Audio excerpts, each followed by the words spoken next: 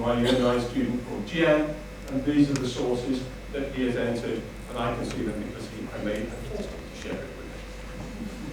Okay?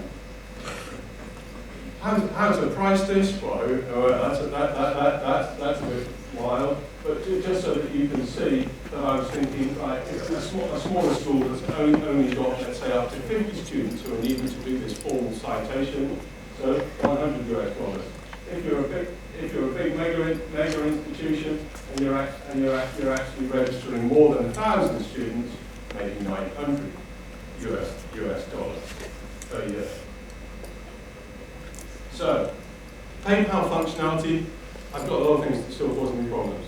PayPal functionality wasn't what I expected it to be. I should have known that, but I didn't. So now I'm having to launch a new payment gateway. I'm mid in the process of launching a new full-on payment gateway with iPay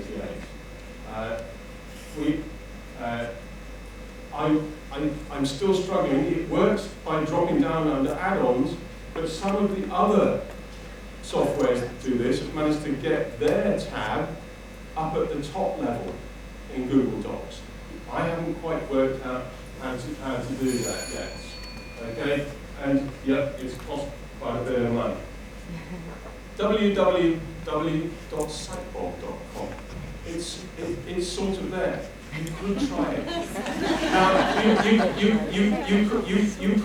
could say that this is, I'm actually being a bit naughty here, because I'm actually talking about something which is potentially commercial at this Librarians Knowledge Sharing Workshop. But all I can assure you at the moment is there's a lot missing in my wallet at the moment, rather than the other way around. If there were one or two smaller schools who'd say, I'd like to try that with you, Rob, that would really help me. Anyway, that's what it's like to try and experiment in making an Appy thing for yourself. Yes. Thank you.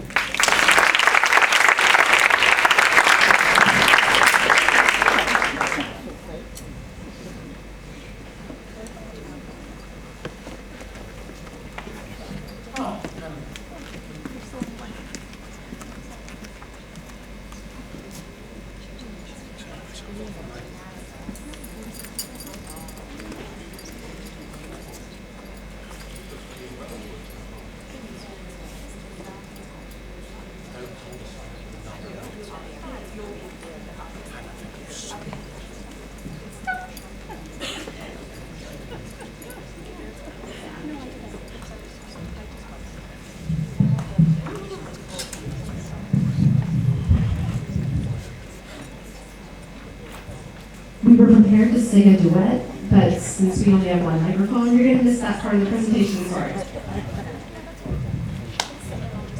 Good morning. Hi, I'm Lauren Elliott. I'm secondary librarian and extended essay coordinator at Sheko International School. And I'm Linda Hoyseth, and I'm the middle school and high school librarian at the American Embassy School in Delhi. So we're going to share with you today a little bit about how we support the extended essay process at our schools.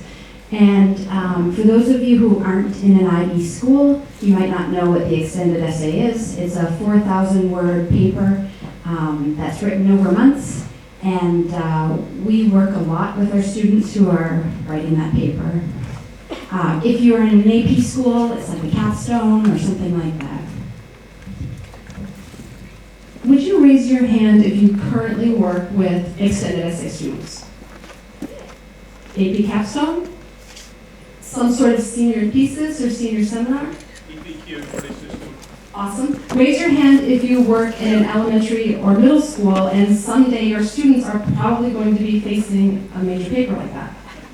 Yeah, so that's part, I understand that you don't all work directly with the EE, but we have to be working together. And those of us that work with EE, and we're going to use EE as our generic term for these advanced papers, those of us who work with those students couldn't do what we do without what's done in the elementary schools and the middle schools.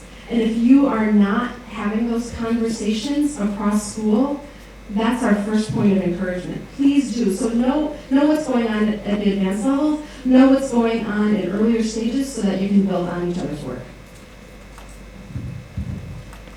So as we're beginning, like Linda said, we're starting in elementary, middle, and into high school. It really is a long runway. These are huge papers. For students at my school, it's an 8-month process. For Linda at AES, it's a 12-month process. And really, we are starting well in advance and working quite a long time before they even begin writing. You might notice there's lots of examples on these slides. We are not going to have time to talk about all of them, but we'll choose one or two as we go. And then all of the examples are on the slideshow, which you'll have access to, and we'll add another resource later. My favorite, simplest tool that I start with is a research skills self-assessment.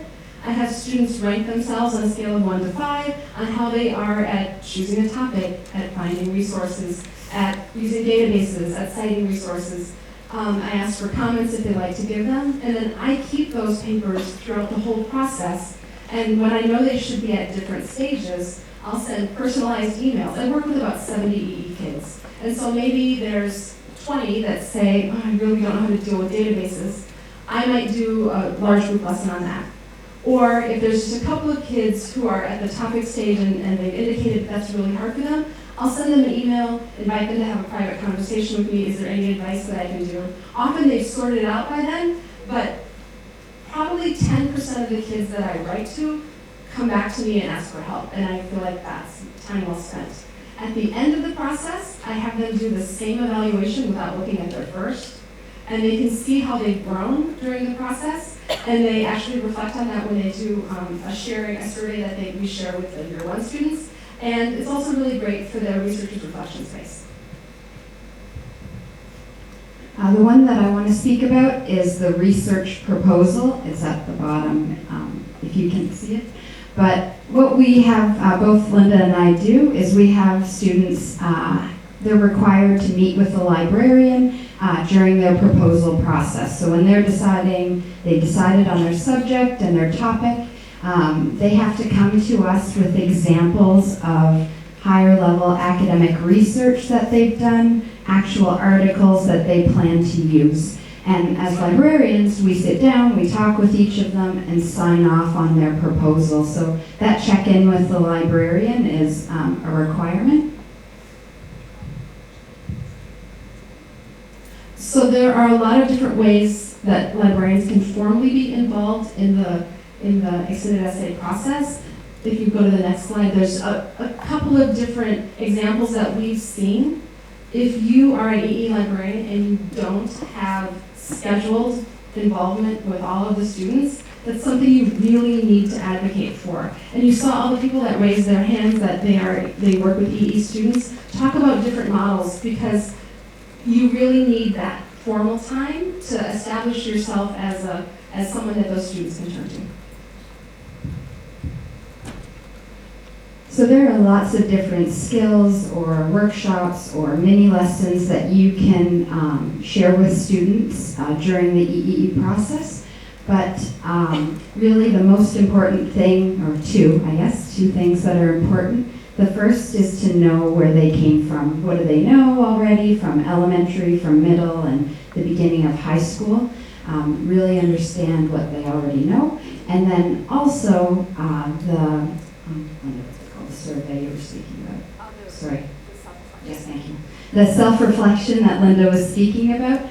Really understand where each student is individually so that you can work with them. Those are the two most important. The lesson that I'm kind of vigilant about, my students know me as the note card lady, and I don't require note cards, but I do talk a lot with the students about the necessity of having a note-taking stage. With the advent of technology, most of our students are in the habit of going directly from source to dumping things in a draft. And that might work for shorter papers, but for something this long, they make mistakes along the way. They lose track of sources, they don't remember what they paraphrased and what they haven't. And so I really emphasize with them the importance of a note-taking stage and give them several different options of what that looks like, even though my favorite's the note card. The one I want to speak about is the reading an academic paper, and I'm pretty sure that this idea came from Kim at Tanglin. She mentioned this idea, I think, in an IB librarian workshop. And I love this activity, and my students love it too, because they've never really actually picked up an academic paper. And the EE requires them really to elevate their research and the sources they're using. And so what I teach them is how to read an academic paper in 5 minutes. So decide whether or not, how to look at it, how to identify the most important parts, and decide if that 30-page paper is even worth them reading. So that's a really great activity.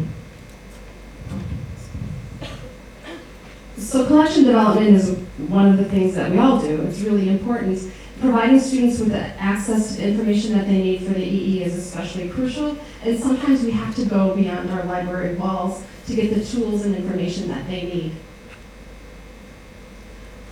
One of the things that we had really great success at, Lauren and I both worked at the American School of Doha, and the Qatar National Library was incredible for its online resources for a really long time, and then for its print